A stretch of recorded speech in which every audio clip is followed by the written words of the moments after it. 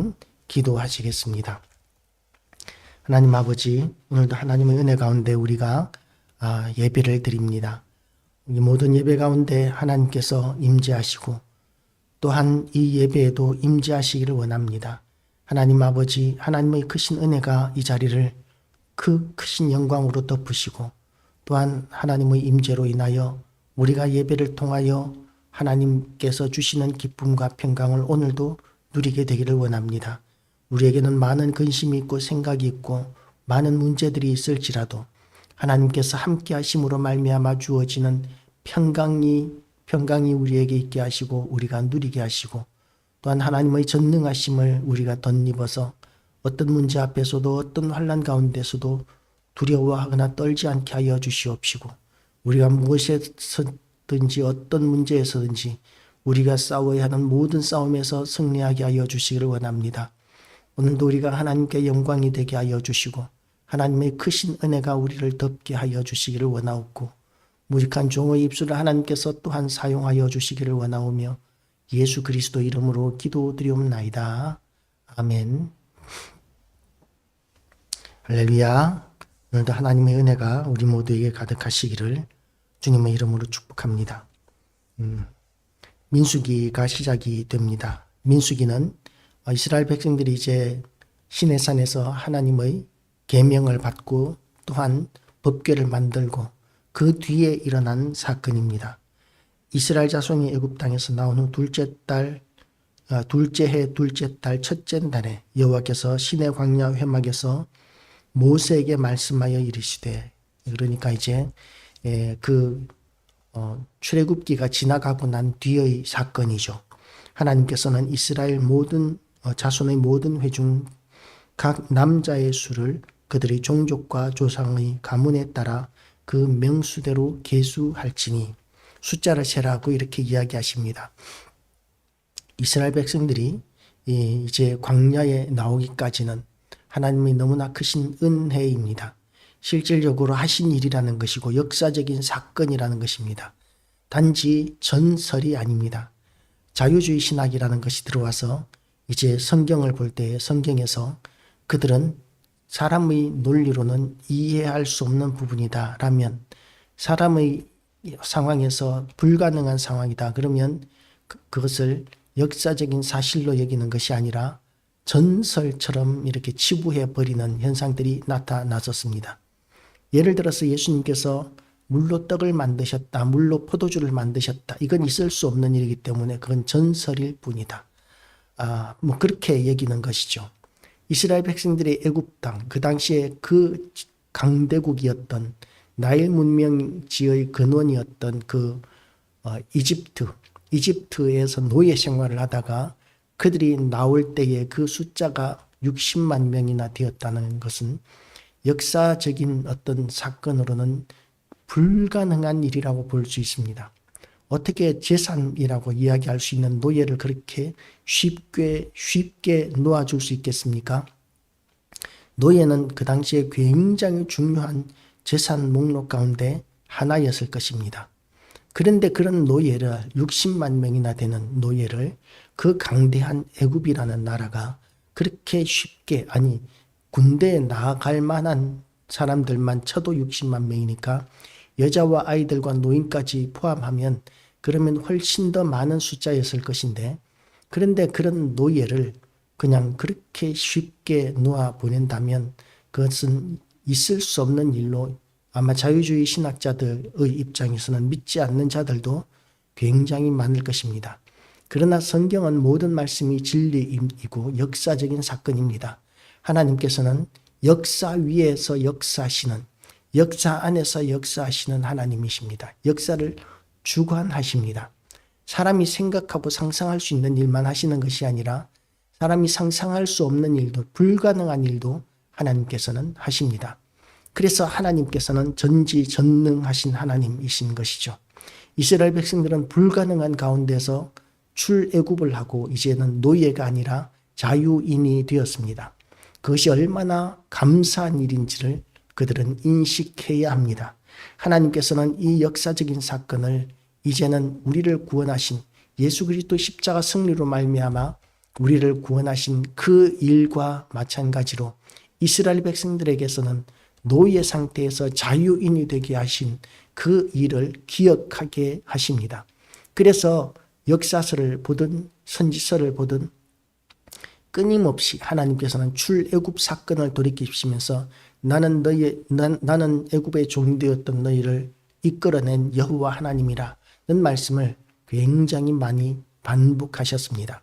그 강대국이었던 에집트에서 노예, 그야말로 아무런 전투 능력도 없고 싸움할 수도 없는 그런 이스라엘 백성들을 전쟁 없이 하나님께서 일방적으로 전적인 하나님의 능력으로 이끌어내셨다는 사실은 하나님이 아니시면 절대로 할 수 없는 일입니다.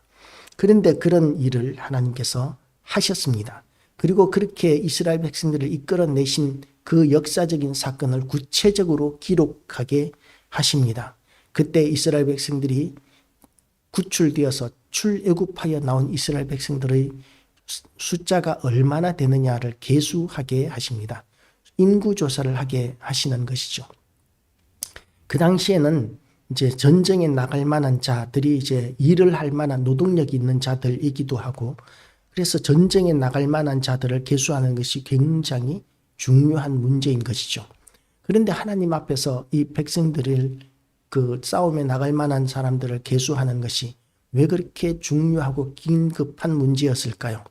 사실상 어떤 적군이 쳐들어와도 하나님께서는 이스라엘 백성들을 얼마든지 막아주실 수 있고 이끌어 주실 수 있고 보호하실 수 있는데, 그런데 하나님께서는 왜 이스라엘 백성들이 얼마나 되었는지 싸움에 나갈 만한 자들을 계수하게 하셨을까요? 다윗이 이스라엘 백성들의 왕이 되었을 때에 인구조사를 했습니다. 그때 하나님께서는 그 인구조사한 다윗의 행위를 죄로 여기시고 징벌을 내리셨었습니다. 왜냐하면 다윗이 인구조사를 할 때 한 그 이유는 그 위대한 그 큰 나라의 왕이 되었다는 사실에 대한 과시욕 또는 그 군대를 의지하고자 하는, 하나님이 아닌 군대를 의지하고자 하는 그런 불신앙적인 요소들을 보셨기 때문에 하나님께서는 다윗에게 진노하신 것입니다. 그렇다면 이스라엘 백성들을 이끌어내신 하나님께서 여기에서는 왜 인구조사를 하게 하셨을까요? 여러 가지로 생각할 수 있겠지만 이것이 역사적인 사실이라는 기록을 남기기 위해서 하나님께서는 인구조사를 하게 하셨을 것으로 저는 생각합니다. 그리고 또 하나, 싸움에 나갈 만한 자들의 숫자를 세셨습니다. 우리 성도들의 삶은 영적 전투라는 것을 인식해야 합니다. 이스라엘 백성들 가운데서 싸움에 나갈 만한 자에 들어야 그들은 이 성경 가운데서 가치 있는 자들로 여겨졌던 것 같습니다. 우리는 하나님의 군사로서, 군대로서 싸움에 나갈 만한 자의 숫자에 들기를 주님의 이름으로 축복합니다. 우리는 싸움에 나갈 만한 자로 살아가야 합니다. 그러기 위해서 이 광야 생활도 이스라엘 백성들에게서는 영적 전쟁을 위한 훈련소가 될 수 있었던 것이죠. 광야는 편안한 곳이 아닙니다. 따뜻한 방이 있거나 또는 침대가 있거나 뭐 그런 곳이 아닙니다. 룸 서비스가 있거나 이런 것이 아닙니다. 광야는 황량한 곳이고 물이 없는 곳이고 농사를 지을 수 없는 곳이고, 그리고 또한 독충이나 독사나 이런 것과 같이 먹잇감을 만나면 절대적으로 놓치면 생존할 수 없기 때문에 아주 독한 독을 품은 그런 독충이나 독사 같은 그런 것들이 많은 곳입니다. 그래서 이스라엘 백성들이 광야에서 불뱀을 만나서 많이 물리고 죽어갔던 그런 사건들도 일어났던 것을 우리는 성경을 통해서 알 수 있는 것이죠. 그렇게 이스라엘 백성들이 그런 독한 광야 생활을 하면서 의지할 분은 하나님뿐입니다. 그들에게는 물도 없고 먹을 양식도 없고 장사를 해서 어떻게 돈을 벌 수 있는 그런 환경도 전혀 안 됩니다. 광야에서는 할 수 있는 일이 없습니다. 하나님께서 인도하시면 걸어가는 것, 멈추시면 그냥 멈추는 것, 하나님의 뜻에 순종하는 것 말고는 그들이 할 수 있는 것이 아무것도 없습니다. 그런데도 불구하고 그것이 중요합니다. 군대는 일사불란하게 움직이는 것을 통해서 먼저 하나가 되어야 합니다. 이스라엘 백성들이 하나님의 군대, 여호와의 군대가 되기 위해서 제일 중요한 것이 뭐냐면 명령에 죽고 명령에 사는 것. 이것이 가장 중요한 것입니다. 군대에게 있어서 어떤 사람이 군대는 행군만 잘하면 된다라고 이렇게 이야기를 했었습니다. 이스라엘 백성들은 광야 생활에서 엄청난 행군들을 했을 것입니다. 그래서 군대는 행군만 잘하면 된다라고 이렇게 이야기하는 사람에게 또 다른 사람이 이렇게 이야기합니다. 아닙니다. 군대는 절대 명령에 복종하는 군인이어야 합니다. 명령에 복종하는 군인이 더 중요합니다. 라고 이렇게 이야기를 했다고 합니다. 일본의 전국시대를 이렇게 역사를 보면 일본은 군신 관계가 지금 우리나라 조선시대라든지 이런 곳과는 달리 철저히 계약 관계였던 것으로 나옵니다.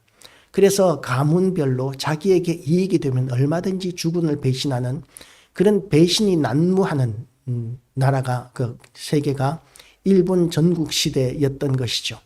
그래서 언제든지 이렇게 자기에게 불리하면 주군을 배신하고 적군에게 넘어가는 이런 일들이 많았었고, 그래서 많은 활거하는 군웅들이 그런 배신에 의해서 멸망하고 패망하였던 사실들이 나타납니다.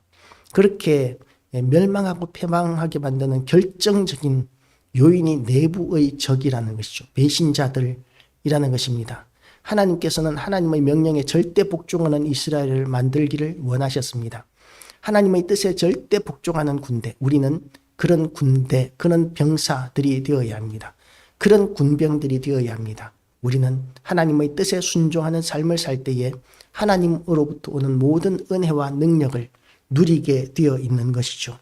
그리고 또한 이 군대는 하나님의 법궤가 중심에 있어야 합니다. 이 군대는 각 특기별로 이렇게 따로따로 구성하는 것이 참 유리합니다. 창병은 창병대로, 방패는 방패병대로, 또는 궁수는 궁수대로, 또 이렇게 검을 들고 마병은 마병대로, 이런 식으로 각각의 그 주특기에 따라서 이렇게 편성을 하고, 그리고 전투에 나가는 것이 유리한데, 이스라엘 백성들은 각 가문별로 이렇게 군대를 편성하고 있습니다. 전쟁에 있어서는 절대적으로 불리한 그런 형편입니다. 그런데도 불구하고 하나님께서는 각 가문별로 이렇게 대를 편성하게 하셨습니다. 왜냐하면 이스라엘 백성들의 싸움에 있어서 중요한 것은 하나님의 뜻에 순종하는 병사들, 하나님의 뜻에 절대적으로 순종하는 백성들인 것이 중요하기 때문에 그렇습니다. 그래야 승리할 수 있습니다. 이스라엘의 역사 가운데서 패망하였던 모든 전쟁들을 보면 하나님을 의지하는 것이 아니었을 때, 하나님을 의지하지 않고 숫자를 의지하거나 또는 무기를 의지하거나 그러면 조건을 의지하여서 싸운 싸움에서는 패배했었습니다. 그러나 하나님을 의지했을 때는 그 군세가 적군과 비교할 수 없을 만큼 연약할지라도 이스라엘 백성들이 승리할 수 있었습니다. 하나님을 의지하는 것이 승리의 비결입니다. 무기라든지 군대의 숫자라든지 편성이라든지 이런 것도 중요하지만 그보다 더 중요한 것이 하나님을 의지하는 것입니다. 하나님께 대한 의지가 무너지게 되면 그 싸움에서 우리는 승리할 수 없습니다. 우리는 이 땅을 살아가면서 사명을 감당하는데 무엇을 의지하면서 살아가고 있습니까? 어떤 일이든지 간에 하나님의 뜻이 우선이어야 하는데 우리가 논리적으로 따지고 형편을 따지고 조건을 따지고 환경을 따지고 이러면서 우리의 믿음을 내려놓고 하나님의 뜻을 내려놓을 때 우리가 할 수 있는 일은 아무것도 없어지게 됩니다. 우리나라가 세계에서 가장 큰 교회들을 가장 많이 가진 나라입니다. 그런데 그런 교회들이 일어설 때의 이야기들을 다 보면 다들 믿음으로 일어섰습니다. 환경은 전혀 뒷받침되지 않는데 그런데 믿음으로 하나님께서 함께 하시니까 다 이루어졌던 것이죠. 현실적으로 이렇게 세상의 위대한 장수들, 위대한 제국이 되었던 나라들을 보면 현실적으로 이렇게 다 여건이 되었기 때문에 강대해진 것이 아니었었습니다. 처음에는 연약한 가운데 있다가 그 연약한 가운데서 머물기를 거부하고 감당할 수 없는 그런 큰 문제들에게 도전하고 큰 나라들에게 도전하고 그렇게 하면서 작은 힘으로 큰 세력들을 꺾을 때의 대제국으로 강대한 나라로 그렇게 일어설 수 있었습니다. 교회와 성도들과 또한 이런 우리의 모든 사명들도 마찬가지라는 것이죠. 현실에만 안주하는 것, 그것은 믿음이 아닙니다. 그건 논리적이고 합리적이기는 하지만 믿음은 하나님께서 명령하시기만 하면 절대적으로 순종해서 계란으로 바위를 치는 그런 역사들도 우리가 순종하는 것입니다. 계란으로 바위를 치는 것과 같이 그 수많은 이스라엘 백성들을 먹일 물이 어디에서 나왔느냐 하면 거대한 반석을 모세의 지팡이, 나무 지팡이로 쳤을 때에 그 지팡이가 쪼개지면서 수많은 200만 명, 300만 명 되는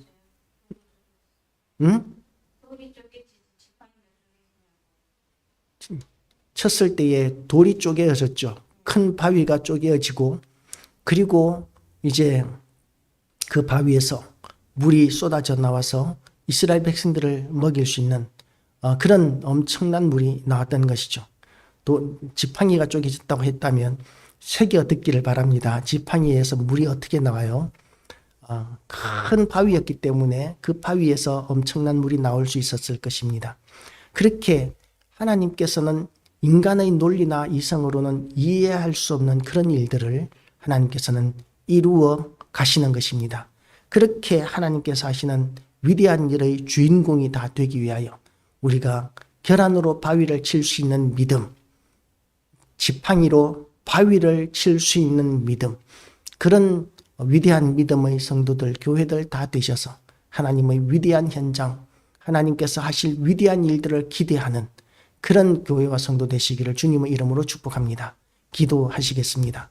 하나님 아버지, 우리는 연약하기에 자꾸만 현실에 안주하고자 하게 됩니다. 그러나 하나님은 전지전능하신 하나님이시오니 하나님 아버지, 우리가 하나님의 위대하신 일들을 기대합니다. 하나님의 위대하신 일의 현장에 우리가 있게 되기를 원하오니 주여 우리를 사용하여 주시고 인도하여 주시옵소서. 우리에게 은혜 더하여 주셔서 하나님의 위대한 군대가 되게 하여 주시고 하나님의 뜻에 절대 순종함으로 말미암아 하나님이 공급하시는 모든 은혜를 누리고 승리를 누리게 하여 주시기를 원합니다. 오늘도 우리가 하나님의 영광을 위하여 살게 하여 주시옵시고 우리를 인도하여 주시옵소서.